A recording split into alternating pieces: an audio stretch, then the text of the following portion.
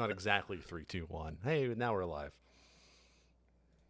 Hey everyone, Hello. this is the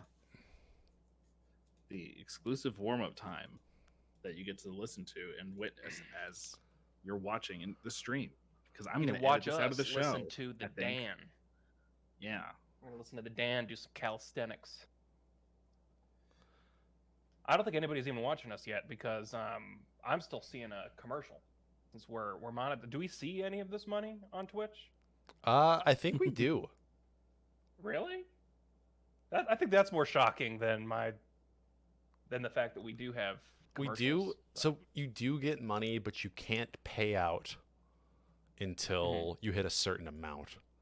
So that makes sense. our money is in We're jail probably until we make $25 or whatever the thing is. But then when our number comes up, we're like at 0.34 of a cent at this point. I assume so. I think we've made about $8. Really? Wow. We're in the I'm gonna single quit my digits. job tomorrow.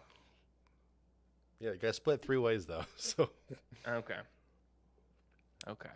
we've only been doing Each this get a- 237 episodes. Right. We make that sweet, sweet $8 money. Oh yeah. Can I do some emojis over my face while we're just sitting here in the chat? 'Cause these should show up sure. on the. Let's see, who do we want? Whoa. How does I it didn't do show it. up on the Twitch? I know. What? Did It's you on ask? It's on. Yeah. It didn't Ooh. show up. Oh, because it's yours. It's Yeah, your I'm just screen. Your screen capping my Discord, so I can do Pickle Rick. And there he Oh, is. Oh boy. The bad one. Okay. It's the future. Garfield. Garfield. Jim Davis. Nothing bad about him. No. Jim Davis doing okay. Hey, doing a lot better than Dilbert guy. Got that. Oh, That man. Cash out. Continuous. Once again, Bill Watterson. Class act. Oh yeah. Might be the most racist man on planet Earth. We'll never know. He probably is. Oh, don't say that. I just, Nah. I'm gonna get sued. He Gonna doesn't sue us have with an his email Garfield address. money. He doesn't? Apparently he's premiering like a new strip or a new comic at some point this year. Did you Ooh. mail him in? I think he has Well, an no, I mean, agent he for can- that. He's also like Yeah. 100. Right. But still. He's not on ChatGPT.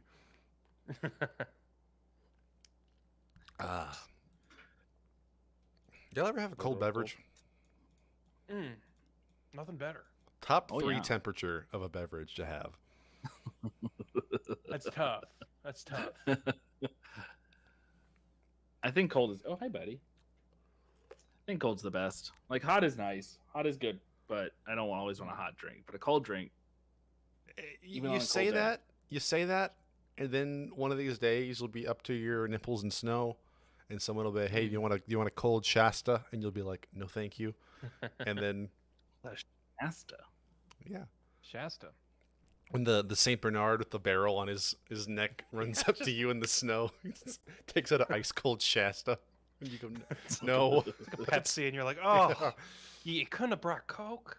something hot, Dr. Pepper." Hot milk. God, what I would give for that right now. Ugh. Mixed with my PBR. That's how you make cheese, right? Y'all ever Hey, have buddy. just hot milk? Like, On purpose. And no, coffee, I yeah. feel like that was the like, at least I saw on TV. Like that's the quintessential. You're Oh, not yeah. tired, but you need to go to bed. Just drink a nice. That's Hot, warm milk. Warm milk. Hot steaming milk cup of is milk. like boiling. It's just- So Well, hot milk okay. is like what you get in a latte. yeah. buddy. If you go to Okay. Starbucks and ask for a hot milk, they'll ask you to leave. Okay, so I always imagine they stuck milk in the microwave and they got it steaming hot. Warm milk, is that like room temperature milk? No, it's I like think it's like room temperature. No, it's in between those two things, Tyler. In between those two, Yeah. Okay. it's sippable immediately. It's like Okay. I guess it's lukewarm milk. I don't know. I don't drink it. Man's over here never had a warm beverage before. What? So it's like ice cold? Oh, so it's like boiling? What? Hot chocolate's not supposed to hurt? That does that and Captain Crunch. Oh yeah. Captain Crunch, that's a contract that you sign when you purchase that at Ralph's. Like, where's Ralph's? Oh, sorry, Kroger stores. I don't even know why I said it. There isn't even any Ralph's in Arizona. We have. I was shocked to see Fry's. I was like, oh my god, they have Fry's here, but alas, no, it's just They call their them lame-ass chips. grocery store. Oh, Fry's Electronics? Well, no, they don't call it Fry's Electronics, just Fry's. is it plural or is it possessive? Oh my gosh, I think it's possessive because it's not French Good. fries. It's FRYS. Yeah. Well, Few I don't things. know. Ralph's, Albertsons are plural. I do have Albertsons here too. Few things prevent me from moving to another state more than learning a different grocery store. Mm-hmm. Yeah. Remember the first time I went to like North Carolina and I saw a Harris Teeter. I'm like, what the fuck is that? I have this theory that North Carolina is like, it is what I understand to be the Southeast. It's Georgia, but like a step, just a step off, just It's like Georgia. a little bit like. It's Georgia's Pepsi, if that makes sense. Yeah, it's like instead of Publix and Kroger, it's got like Harris Teeter and Winn-Dixie, and it's like they have a hockey team but no baseball team, and it's like I don't know, it freaks me out. Like the people in North Carolina, like and Bunch of South freaks. Carolina, kind of it's just like a little different. Like ooh, Just South be Carolina's Virginia worse. cowards. yeah. Yeah.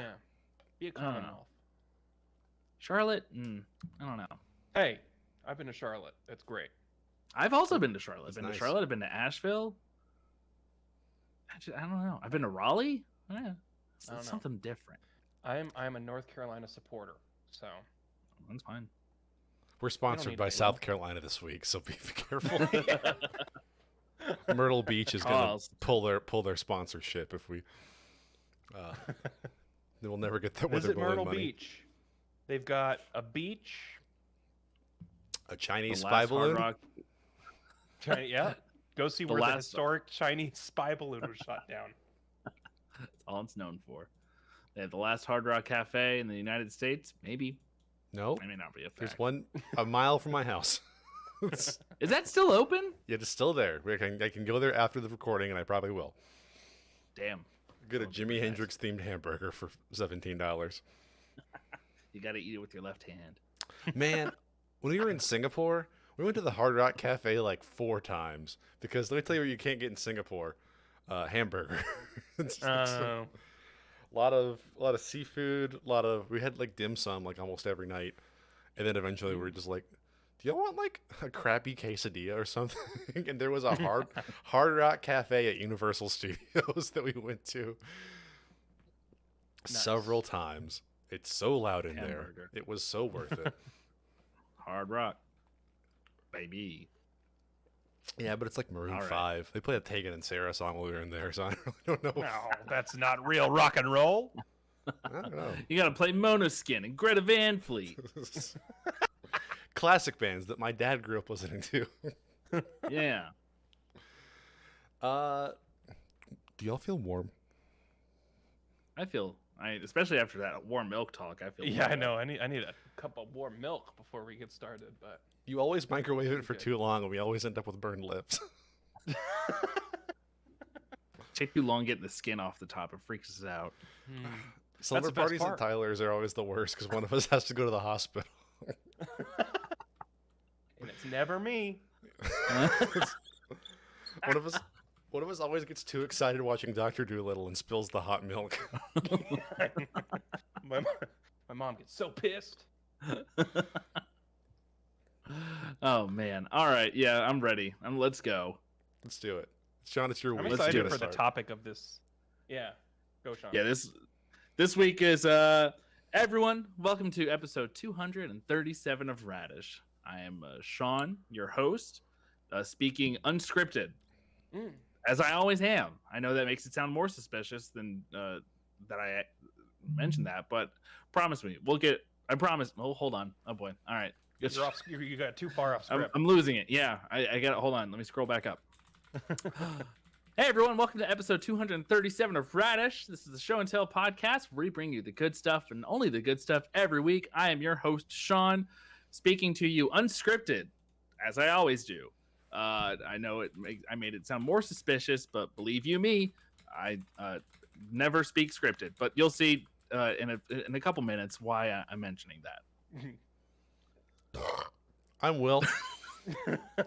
I was gonna let Tyler go next, but that was just like so perfectly timed. I was like, all right, I got the talking stick. It's gonna sound great. Yeah, Get a ChatGPT that can do that.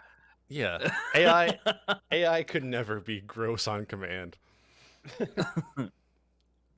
Well, I did consult ChatGPT for my intro. I got it to write a haiku for me.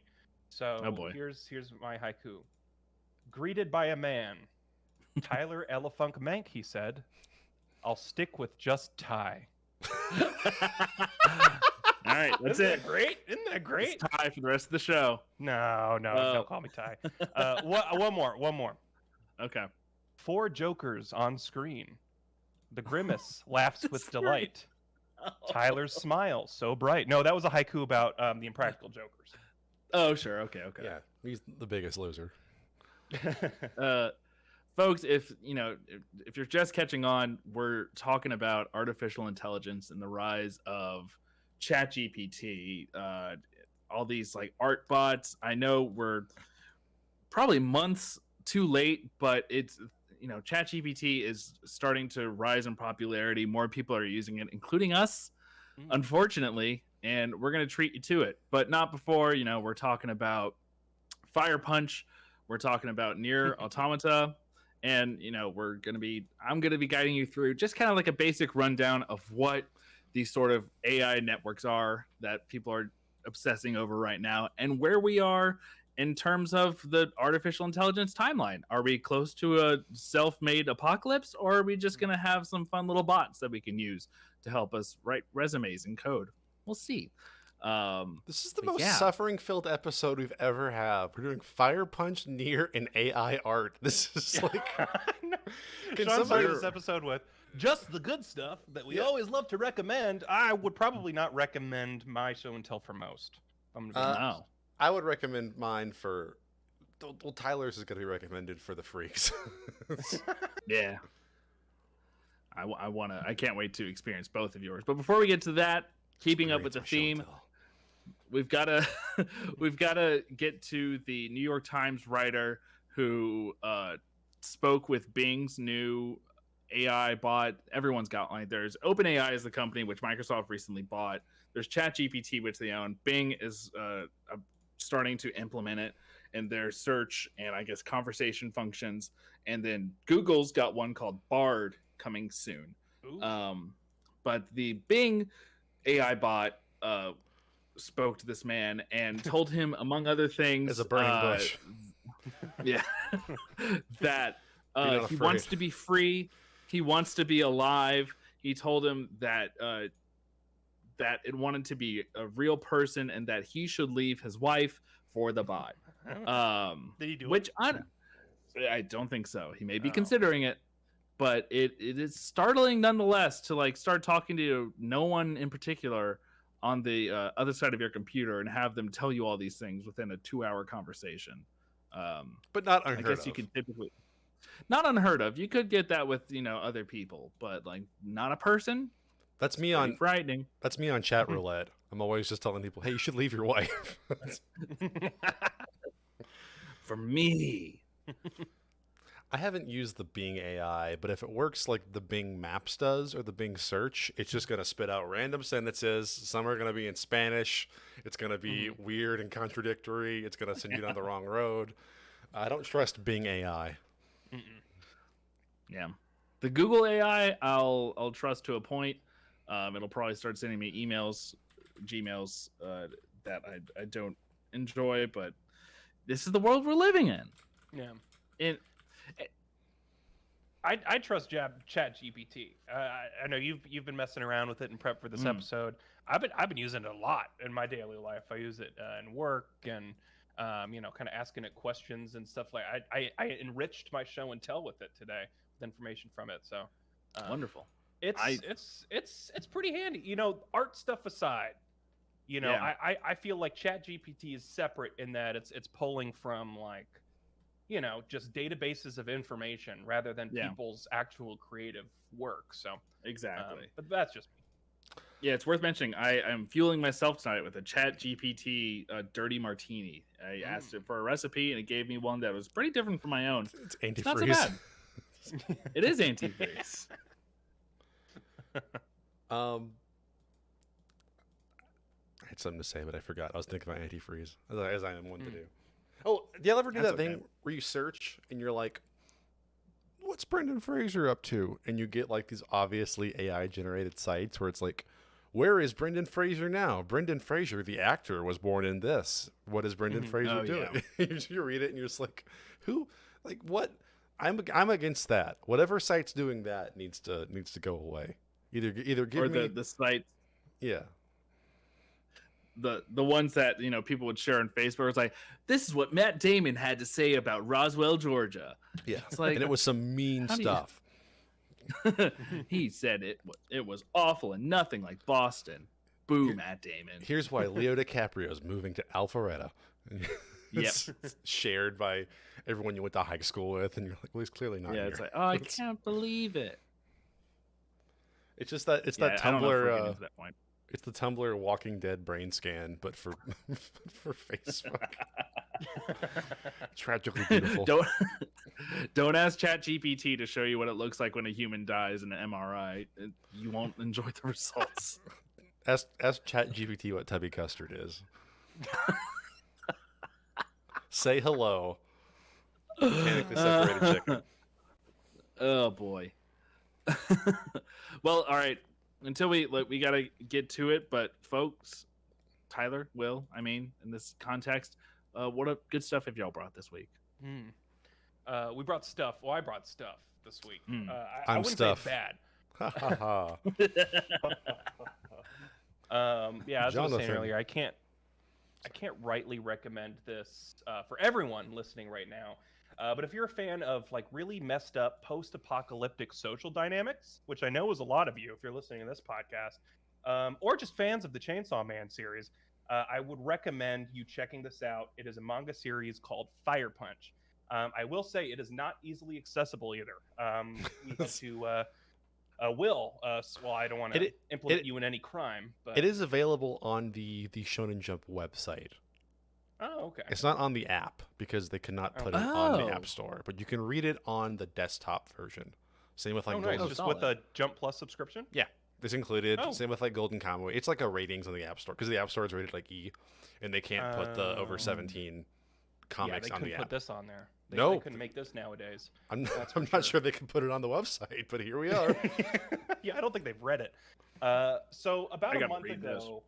Yeah, you I think you'd like it. Yeah. I finished the series Fire Punch. As I said, it's by the creator of Chainsaw Man, Tatsuki Fujimoto. It is an incredibly visceral, dark, twisted story set not even in a post-apocalyptic world. It's in a post-apocalyptic world.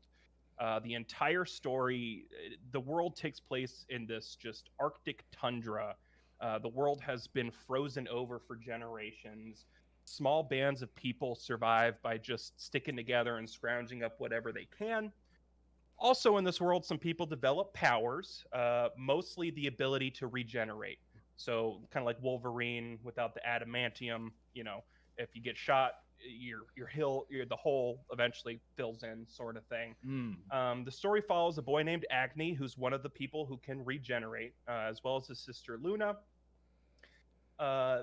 At the beginning, it takes place in a very small village, and Agni, his sister, and the village all subsist on Agni cutting off his limbs, and the village using it as food because his limbs grow back. And that's just, you know, kind of par for the course for kind of the graphic content of It the gets series. so much worse than that too. That's chapter 1. Okay, I think I was bearing the lead by saying par for the course. That's hole 1. So that's the putting green. So where was I? Yeah, so What's really interesting to me is the social dynamics that Fujimoto explores. Just, thinking of what the human race would look like, how they act, how they interact in a world just generations and generations and generations after, the way we see it today. So you get a lot of just really uncomfortable social situations. It's super just kind of barbaric in some ways, but also harkens back to the way things. It's very interesting. I definitely recommend you checking it out. The story takes a turn when one day a religious army strolls into the village. A commander who has the ability to incinerate anything he sees with a flame so powerful it only stops after it reduces it to ash. So this commander walks in, and what do you think happens when he ignites a boy who's able to reincarnate himself anytime he gets hurt? You get a fire punch. You get a man who is lit on fire for forever, and he's just in horrible, horrible pain, a pain worse than death, and completely regenerates himself as quickly as the fire is incinerating his flesh. So he is it takes him a bad hand. It takes him 8 years to get off the ground because he spends 8 years on fire face down. You see, yeah, he spends 8 years in writhing pain, wanting. So he gets up after 8 years and he starts walking, and that's pretty much what the series is Agni's out for revenge. He meets a lot of interesting characters along the way with their own stories of how they're surviving or struggling to survive 99% of the time. Along his quest for revenge gets more and more complicated as, he witnesses as well as commits just these acts of atrocities and kind of has to reckon with that. And, it's like One Piece. It's something that I had a hard time putting down in a sense, but not in the same way as One Piece, because with One Piece, I'm laying on my belly, kicking my feet up, giggling every time I'm reading. For Fire Punch, I had to put it on the opposite side of my apartment and read it through binoculars while cursing God for letting me live. Like it's dark.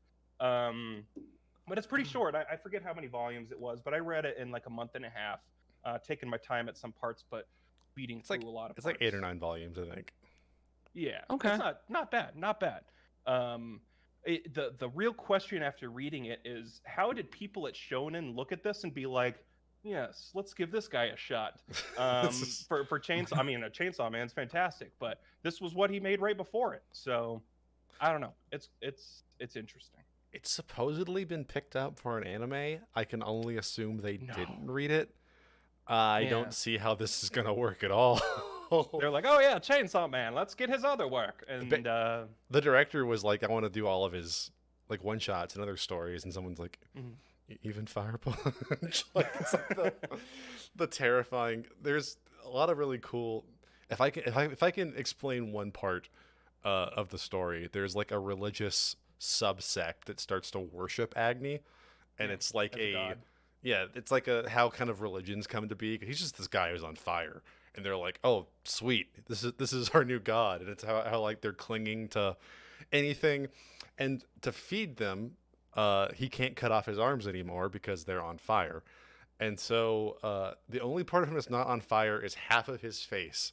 So he has a local boy cut off the side of his face over and over and over again and make it into soup, which then people, to disguise the fact that they're eating face, start making up myths about how like the eye is supposed to be good for you, and then to make it easier on. And it's like a really cool allegory of like how belief systems come to be out of like dire circumstances, but it's also just like the grimmest thing. Jesus it's dark. Christ. It's dark. And kind of similar to Attack on Titan. It gets very heady at parts, especially towards the end and stuff. But it's worth checking out. If this review does not scare the hell out of you away,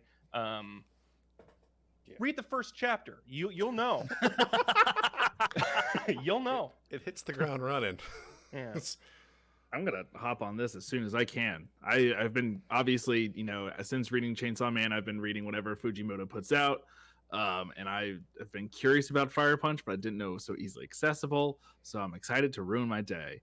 Don't let Shonen know. I won't. Don't tell him what's in it. Don't worry, I just finished Marineford, so when it comes to the Fire Punch, I'm comfortable now. So I'm okay picking up another one. Oh, I got it. That was a good one. That was a That good was one. nice. That was nice. I liked it. I didn't like it, but speaking of things I that didn't don't either. adapt well, I recommended Nier Automata on the podcast a while ago, the Platinum Yoko Taro game, and it got an anime recently, called Nier Automata version 1.1a, I think. And it's important because it's not a Tyler. You've seen the Persona 5 anime. I have. I was really excited to get like a bunch of new scenes, and because I've played the game before, and I figured this is for people who've played the game, and get like a bunch of new scenes and extra stuff, and it was kind of just like a. And then they went to this palace, and then they went to this palace, and then they went to this palace, and it was kind of just like a speed run of the game, which is fine. It was fun to see animated, but I was really nervous that Nier was going to be that. And Nier is very scary because Nier is a really, really cool narrative that only works if you have the controller, because it makes you feel bad about things that you've done, and if you aren't the one killing the robot children, like, you won't feel bad about it. You'll just be like, well, that guy's just an asshole. But it's 1.1. It is a kind of retooled story of Nier that has a lot of the same themes. And I would highly recommend it if you're someone who doesn't want to play the game. The game I'd recommend to anyone. But if you're someone who's like, I don't want to put 50 hours to get all the endings to this honestly pretty dense and difficult game, like the 1.1 so far is shaping up to be really good. They've retooled a bunch of characters who maybe don't work in an animated setting, or maybe don't work in a non-video game setting. It has a lot of the same themes, a lot of the same messages and side stories. Like the DLC side quest got an episode. Like they're going deep into it's not just, and then they go to the amusement park, and then they go to the thing. They even have animated parts from Nier Replicant to tie into Nier Automata, which was not in the base game. Like they've added a ton of stuff from the Nier universe, and it's really, really cool so far. So if you want to get into Nier, but maybe don't know much about it, I would recommend Nier Automata version 1.1a on Crunchyroll to watch that. It's coming out weekly. Funny enough, it sounds like the team that made Nier 1.1 are doing something similar to what the Craig Mazin and Neil Druckmann are doing with Last of Us. Because they're making a narrative of a video game and incorporating a lot of things. Like I heard the most recent episode incorporated stuff from a DLC that wasn't in the original linear game. They're also like retooling characters and adding fleshing out stories, and nice. It's good. Yeah, I read a tweet today. A few people reviewed. I think Gene Park reviews the episodes of Nier. I love Gene Park. But the review was like an anime adaptation of a game that actually encapsulates the vibe of the game. Like that seems like such an innocuous thing, but talking about video game adaptations and adaptations in general, it's like, look at Cowboy Bebop. It's like, from the first 30 seconds, nope, this isn't it. The milk's gone bad. And because of a lot of repeated experiences, a lot of people go into these remakes and adaptations and like, this is going to be shit. Why are they making this? Why are they ruining? Nier, this perfect game. But to be able to silence the naysayers, and on top of that, add new life and content to an already great franchise, it's cool. Yeah, my old go-to, if you weren't going to play the games, was to watch the Klemps analyses on YouTube. He's like the kind of the Vati video for the Yoko Taro verse. But now I'm saying watch this first, then watch Klemps, because Klemps is still great. But this will get you the broad strokes. Very excited to get into it. So yeah, speaking of AIs. Yeah, I don't have any good stuff this week. I just have so the reason why I wanted to do an AI-centric Radish episode, obviously because it's trending right now, and I thought, we'd have fun with the concept. But I recently, y'all know Tom Scott, right, on YouTube? No. Enlighten me. He's the English YouTuber. He's got gray hair, and he's usually in like interesting locations. And he explains like the science behind like a small community's like dam, or like, oh yeah, this is like was originally supposed to be a person mover, but now it's like an amusement park ride or things like that. He does like these short bite-sized like explainer videos. He's very charming. He's fantastic. He has a side channel where he puts himself through a lot of like fun experiences. Like this past year, he got over his fear of roller coasters, and you get to watch it live as it happened. It was great.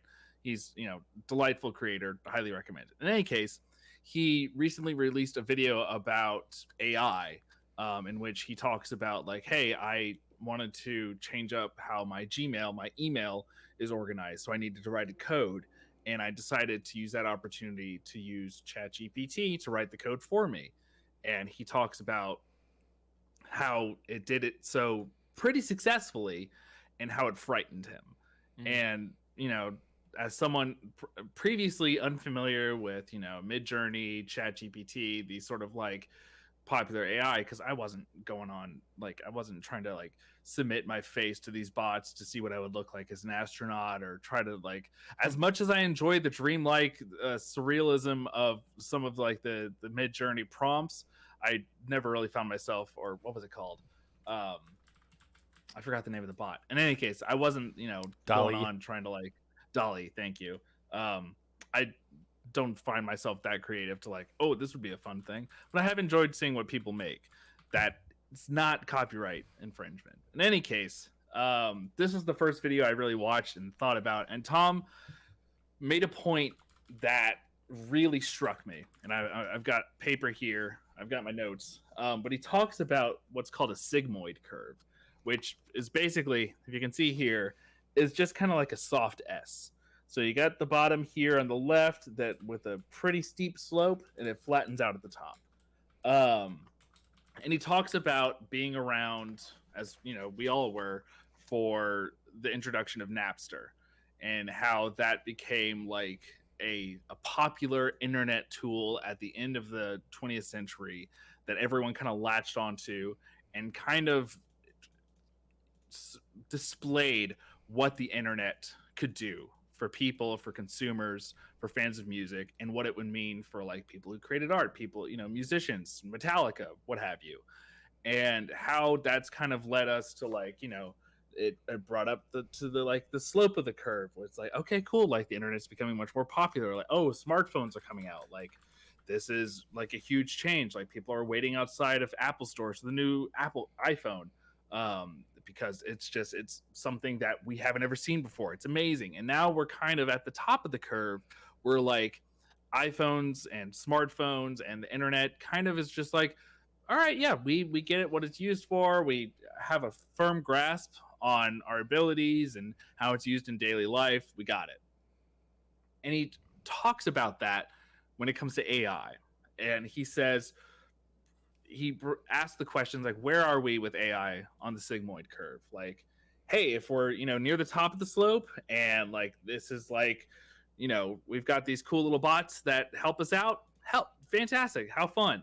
If we're, near the middle of the slope, or right about there, it's fantastic. There's cool stuff coming. It's like, oh wow, smartphones, the smartphone equivalent of AI, whatever that may be, that's on the way. Like, how neat. Like, this is going to change industries for the better. Like, this is fantastic. We're going to get a handle on it soon. And he says, but what if we're at the bottom of the curve with AI? What if ChatGPT, Midjourney, all these sort of like they're called narrow AI? What if that is indicative of a future to come where, deep fakes and all these like, people making art that isn't theirs, and all of these things we're about to have to reckon with in a very real and sudden way. How frightening that is. And that really struck me. Yeah. It's it kind of freaked me out. I was like, oh yeah. like the next 15 years may look like, in 20 years, similar to how we have Spotify, Apple Music, all these things now. If we went back to 1999 when Napster was coming around, we were like, try to talk to people about like, hey, we've got these smartphones. People would be like, what the fuck? Are you serious? If we're there now with AI, and a generation from now, where wish we could go back and tell ourselves what's going to happen. Like, our human brains, at least, the three of us, I know we're not futurists or anything like that. I tried listening to a podcast about kind of the future and concerns with the AI in terms of like, what if, a general AI comes about and writes another AI to like, and is able to like infiltrate systems and tell people to make super bacteria or set off, military operations. I would just I ask it try not not to to do get- that. Exactly. But that's the thing, is that like theoretically an AI could act itself as like a human or like as a human actor and like start these things, and that's frightening. I started listening to a podcast about that, but one, I got scared. Two, the podcast was like a crypto bro podcast. I was like, I don't really care about any of this. But that sort of futurist way of thinking is we might have to reckon with very soon. Yeah, I mean, we got Boston Dynamics that's like got its own freaking little S curve going on. Have you seen the recent videos of that shit? I mean, damn. I remember old videos that were funny of like people hitting them with hockey sticks and they'd fall over. Now, if you tried to hit them with a hockey stick, they'd take it, break it, and have a million different ways it could kill you in an instant. Like, that's unbelievable, and they're not even being implemented yet. I think Boston Dynamics might be the there. devil. They're just making demons and putting them in little robot costumes and being like, look what I made. Back in the 90s, the only Boston Dynamics we had to worry about were, Matt Damon and Ben Affleck, and then they were making Good Will Hunting. It was a good thing. I wouldn't call them dynamic. I'd say they're a little more one note in that category, especially at that period of time. That is 2 Matt Damon jokes from Sean. Yeah, that is. He's been on my mind lately. Can he go for the turkey? Someone talk about a zoo. We'll get to it. We'll do Interstellar next. But I talk about this if I highly recommend. I don't know if either of y'all, anyone out there listening, are fans of Last Week Tonight with John Oliver, but he had a segment in his most recent episode, Sunday, the 26th of February, where he talks about the show's AI still going and where on. it is. Yeah, and it's still pretty good. It's still pretty fun. It wins awards still. Good for him. I just didn't know. I haven't seen it in a while.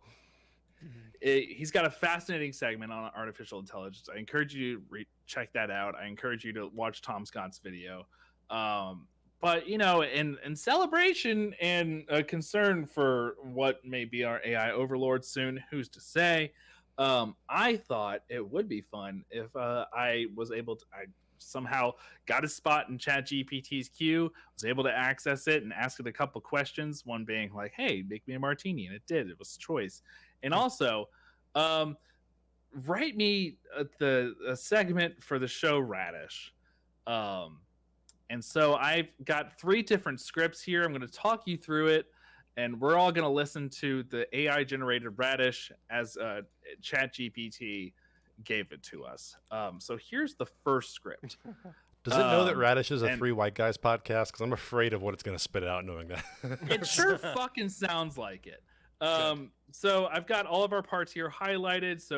And we're going to do a cold read here, but this is from my first prompt in which I told GPT to say, please write a brief script for a comedy podcast called Radish, as hosted by Sean, Tyler, and Will. Here's the opening music and intro. And, we'll all read for all parts. It didn't write You're music? familiar with us. No, it did not write music, so I'll be It using... can write music, though. There's a YouTube video, I'm going to find the creator, where it got to write like a tough song with like different like key changes and stuff like that. And the guy was like, his hair was raising on his arms as he was playing it. It's nuts. Anyway, sorry. Can't wait. But I will say, I asked ChatGPT if Grimace was circumcised, and one, it wouldn't answer the question because it said it was too crude. Like it wouldn't answer just on basis because it's inappropriate. And I said, no, it's not inappropriate. It's medical information. And they were like, okay, we concede that's medical information, but it has no way of knowing, and it can't make conjectures on whether or not Grimace is circumcised. So, anyways, sorry. I just got a news notification about ChatGPT. It's oof, boy, oh boy. ChatGPT comes to conclusion on whether or not Grimace is circumcised. It's in your walls, Sean. CNBC. All right, so here's the opening music, as Will made it. All right, welcome to Radish, the podcast where we talk about everything and nothing at the same time. I'm Sean, and as always, I'm joined by Tyler and Will. Hey, hey, hey! What's up, everybody? I don't want to say this. You got it. We got to read it. How is it going, Yeah. Radishers? So what's on the menu for today's episode? Well, I have a confession to make, guys. Uh-oh, this doesn't sound good. I hate this so much. This feels bad. What did you do, Tyler? So, I was at the grocery store the other day, and I saw this huge pile of radishes, and I couldn't resist. I bought them all. You what? You bought all the radishes? Yeah, I thought it would be funny, for the podcast, but now I have no idea what to do with them. Tyler, that's not funny. That's just wasteful. Yeah, now we're stuck with a bunch of radishes that we don't even like. Oh, was it going to tell me to F the radish? Okay, come on, guys, let's think positively. We can make radish soup or radish salad or radish juice. Ooh. Radish juice. That sounds disgusting. We're now in like an Ocean Spray ad. This is Yeah. we've I entered don't the know. ad Maybe read we portion. truly. I don't know. Maybe we could use it as a mixer for some cocktails. It knows me well. Radish margarita, anyone? Now we're talking. Radish margaritas. Oh my gosh, what's the second page? Radish margaritas it is. Here's the scary part. Wait, how are we gonna make them if we're not in the same room? How did it know we record this remotely? I will admit- the prompt.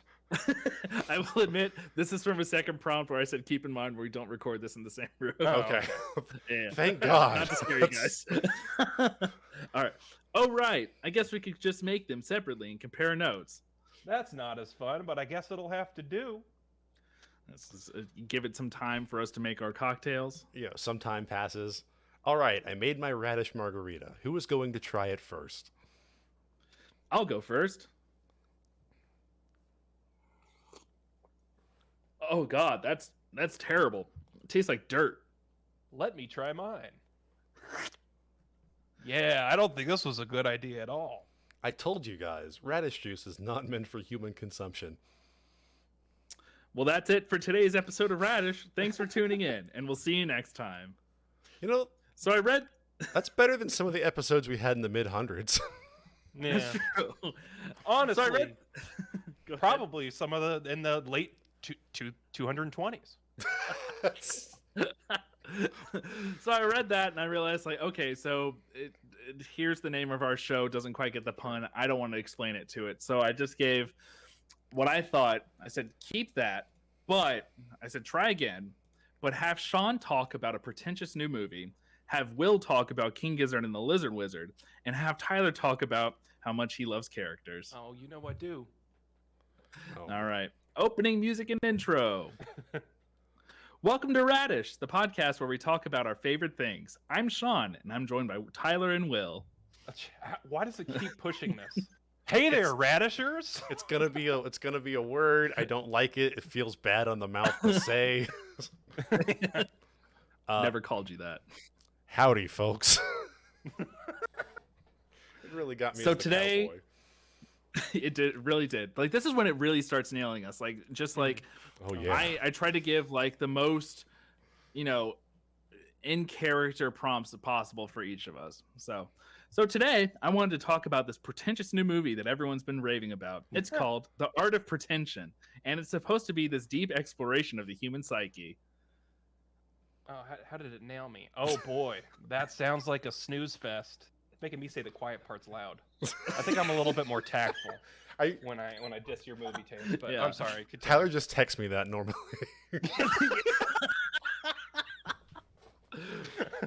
I'd rather talk about something more exciting, like the latest album from King Gizzard and the Lizard Wizard. This is where it loses us. Who? Oh no. Yeah, Sean will explain this to you. Don't worry. You do not know about King Gizzard and the Lizard Wizard? They're an awesome psychedelic rock band from Australia. They're also a lot of things. They also do thrash metal and folk. That wasn't part of it. Oh, I still think it nails me. Yeah, they've got like 18 albums or something crazy like that. That's a lot of albums. What's so great about them? Their music is just so unique. Oh, damn it. Unique and experimental. They're not afraid to try and take risks and try new things. Speaking of new things, I want to talk about my love of characters. You know how some people get really into sports team or TV shows? I'm like that, but with fictional characters.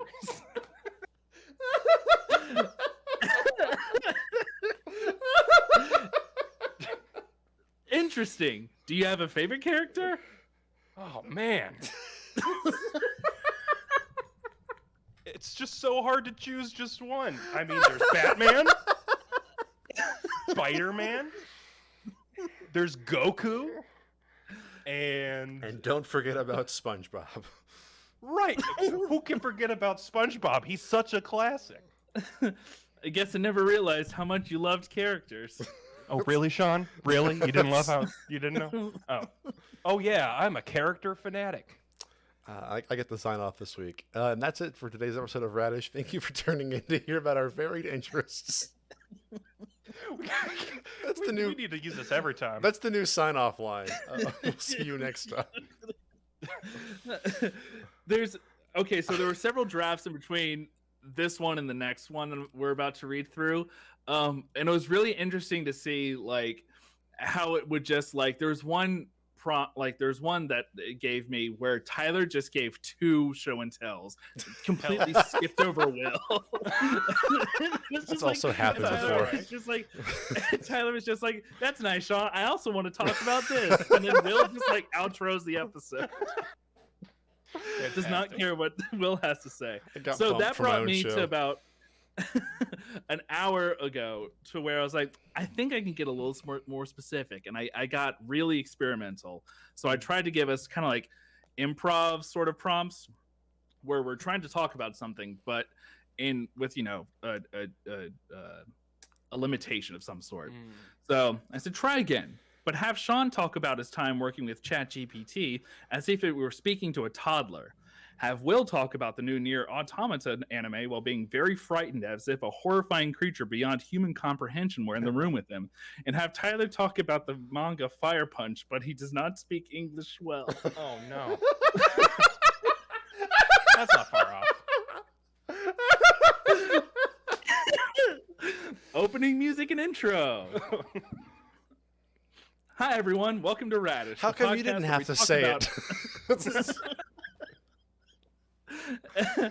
The podcast where we talk about all kinds of things. I'm Sean, and I want to tell you about ChatGPT. It's like a big brain that can understand all kinds of words from all over the world. Okay, before we move on, I just want to say it just described itself as a big brain. Just saying. Yeah. Back in scene. Oh, big brain. Me like. That's right, Tyler. It's like a really smart friend who can speak many languages. Hey guys, I'm really scared. There's something here, and I'm watching the new Nier Automata anime. It's like a horrifying creature beyond human comprehension in the room with me. A little on the nose. Yeah. Will, there's no horrifying creature in your room. Are you okay? No, seriously, there's something here, but let me tell you about the Nier Automata. It's a really cool anime based on a video game. There's lots of action. It's really intense. Nier Automata sounds scary. Me no like.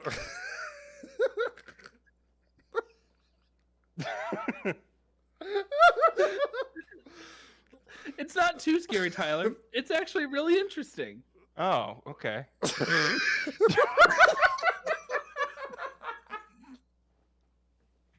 And speaking of interesting things, Tyler, have you ever read Fire Punch?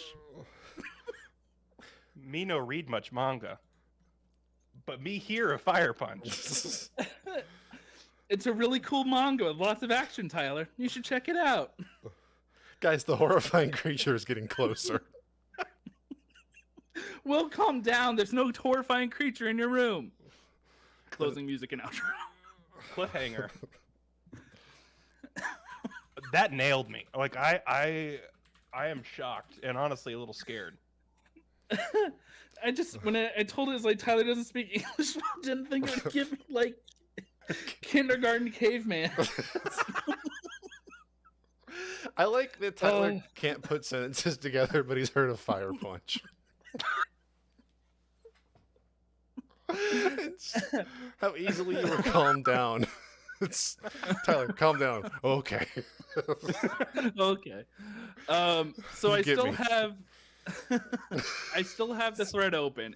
ChatGPT understands sort of the Radish format and knows us by this point, and I wanted to open just kind of like prompt, just a live prompt. And I'll type whatever you guys want to in for the next Radish script, and we'll just read from there. Okay. Like a Chat GPT mad phrases? No. Mad libs. Mad libs. Exactly. Can we do a Sean's ad read with this? Oh. Sure. Sean, could you do an ad read for Gold Bond body powder?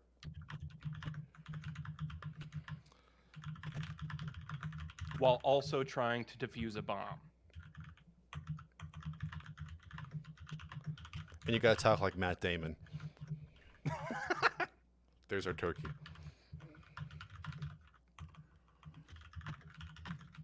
All right. Anything enter? I'm gonna read live. And oh, sorry. Oh boy, it's just spelling. Hey there, folks. This is Sean. Oh God. And I need to tell you about Gold Bond body powder. It's a lifesaver when you need to keep your skin dry and comfortable. And let me tell you, I'm in a bit of a tight spot right now. See, I'm trying to defuse a bomb. Just like Matt Damon in that one movie. But I'm not sweating it because I've got Gold Bond body powder keeping me fresh and cool under all this pressure. Holy crap. That's good. And let me tell it's still ticking. And let me tell you, this stuff really works. It's got a special formula that absorbs moisture and keeps your skin feeling smooth and silky. So even when you're in a high-stakes situation like this, you can feel confident that you're staying fresh and dry. And that's important because when you're trying to defuse a bomb, you don't want to be distracted by any discomfort or irritation. You need to stay focused and in control. And Gold Bond body powder helps you do just that. All right, I think I've got this thing under control now. Thanks to Gold Bond body powder. I can handle any situation that comes my way, no matter how explosive. So go ahead and try it out for yourself. And stay cool, dry, and confident, just like Matt Damon. Explosion sound effect. Whoops. I guess I spoke too soon. But don't worry, I've got some more Gold Bond body powder in my survival kit. Gotta go. God damn. So this thing's made for ad reads. This is what we've learned tonight. It can do an ad read for sure. Also, Gold Bond owes us like $8. Yeah, no kidding. That's better than any commercial I've seen for Gold Bond. Oh boy, I have to download so many sound effects for this. We got some time. You guys want to give me another one? Yeah. You said you had like a prompt for like a script or something that we could just plug and chug, or? Yes, I should be able to do another one for Radish. Okay. Can you do Radish podcast gives a eulogy for Stuart Little? Let's add some more color to this. Yeah, put some spice on that hot dog. Yeah. Also worried that we might have left the oven on. All right. Pete Buttigieg is in attendance, so we want to make a call out. Mayor Pete Buttigieg, please. Yeah. And we should add one more thing, unless we think it'll break it. Mal just texted me to call me out for using the term spice on that hot dog. Phrase I stand by. And say the mayor slips on a banana peel mid-speech.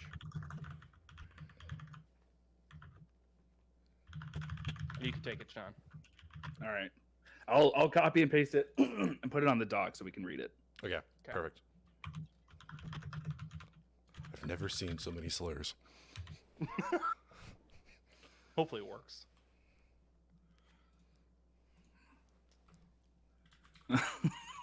Okay. Okay.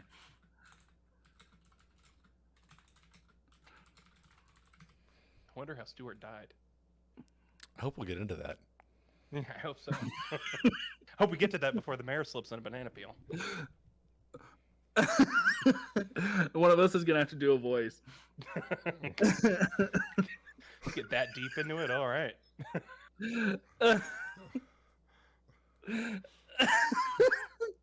Stop reading it. And Must be I'm pretty. sorry. I'm sorry. Must be pretty I know, funny. but- I wish you knew what it said. All right. I'm just gonna. Okay. Great. Put it in ChatGPT 3. All right. Put I'm it just in gonna 3? copy and. Oh yeah, that's a good idea. Oh geez. You don't mess up our pristine doc. That's what the Edmund Fitzgerald captain said.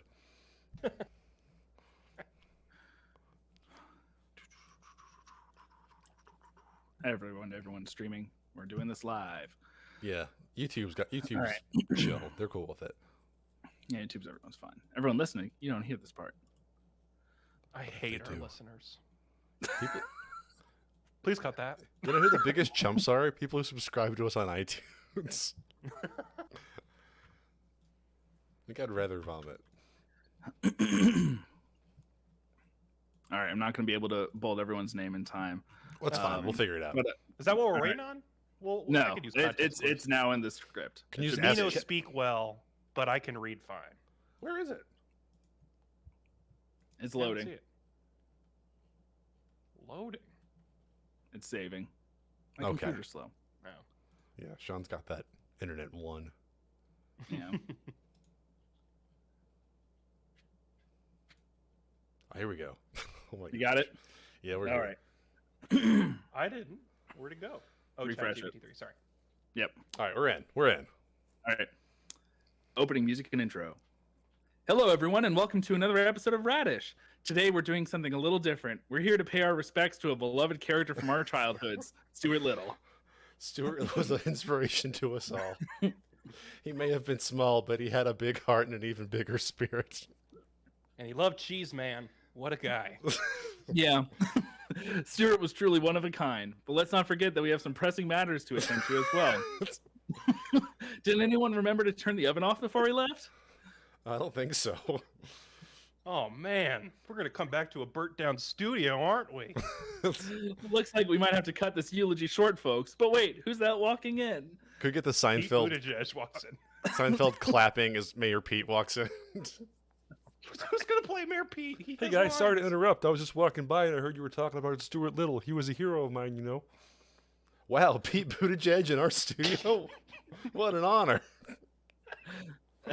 Yeah, man. Why do I say that all the time? We should have a political segment on our show. It's not very inclusive of me to say. Okay. Let's try to regroup here. Pete, do you have any thoughts on Stuart Little?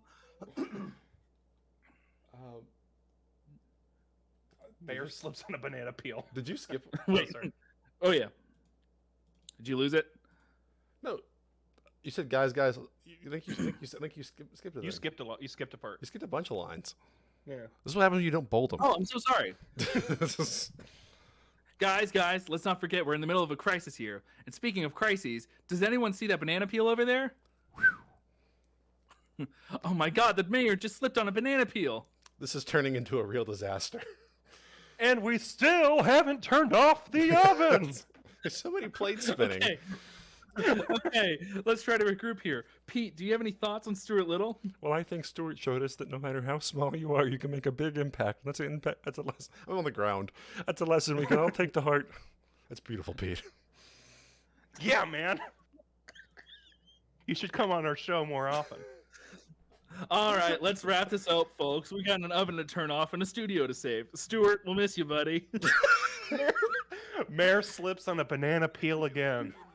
And that's our cue to go. Thanks for listening, everyone. Amazing. That is, listening to this, I can imagine if you think like this is gonna sound scripted, like we wrote this, that we did not. Holy shit. I like how many times Tyler said, "Yeah, man." Yeah, man. Everything Tyler says starts with, "Yeah, man."